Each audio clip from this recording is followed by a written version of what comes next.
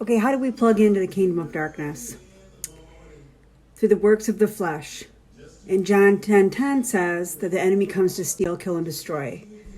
So the works of the flesh, number 1, adultery. Number 2, fornication.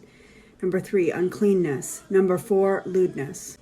Number 5, idolatry. Number 6, sorcery and witchcraft, the occult. Number 7, hatred.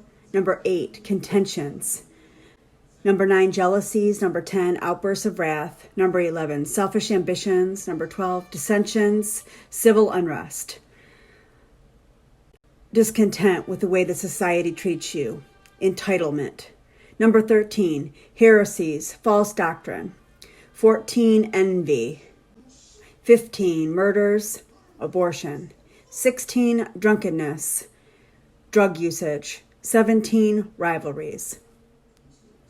Okay, so a human soul can tap into the kingdom of darkness. For example, number 16, drunkenness.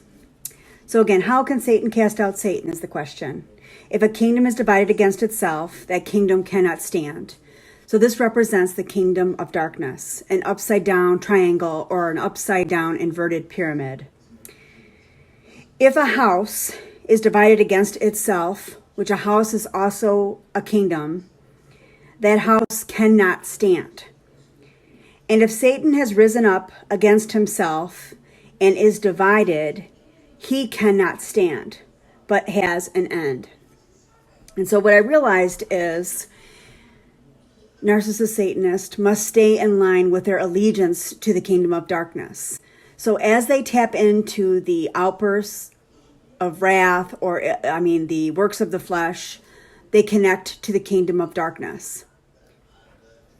Now you have to think of the works of the flesh as a power source. So they literally plug into the power source. And the power source represents a house.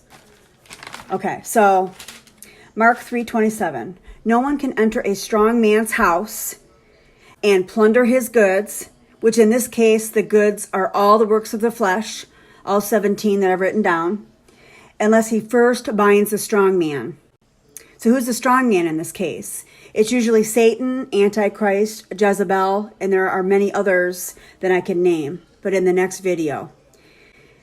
And when he binds the strong man, then he will plunder his house. So literally, it's a house of Satan. Now let's just say that I had a house of freedom and a house of entrepreneurship and a house of financial abundance that I had access to. As long as I'm in allegiance with the kingdom of darkness and I'm unevenly yoked with a spouse that's unevenly yoked and I'm with people in business that aren't evenly yoked, it seems like the ball kind of keeps rolling. You can see it looks like a puppet, like a marionette. I know it looks like a hashtag and it shows a person. So if you think about the kingdom of darkness, you're attached to it literally by a silver soul tie by when you conduct the works of the flesh. Because when you conduct the works of the flesh, you are now under the curse of the law. And so you are in allegiance to the kingdom of darkness when you are unevenly yoked with an unbeliever and you're doing these things. Because a house divided against itself will not stand. So in order for Satan's house to survive, it has to unite with the works of the flesh. Okay, so a house divided against itself cannot stand. So let's say adultery transgresses into your marriage. That happened to me in 2012. The house is now divided against itself. Do you understand? The house is destroyed. The house was destroyed literally by foreclosure, by separation, by loss of the children or loss of the children's respect, business failure, bankruptcy, loss of freedom, loss of entrepreneurship spirit, eviction, homelessness, credit score is low. So unevenly yoked with unevenly yoked, believe it or not, the house is unified because the house of Satan is not divided. But as soon as transgression enters the marriage and you've got one yoked right with God and one unevenly yoked with God, then the world rewards the allegiance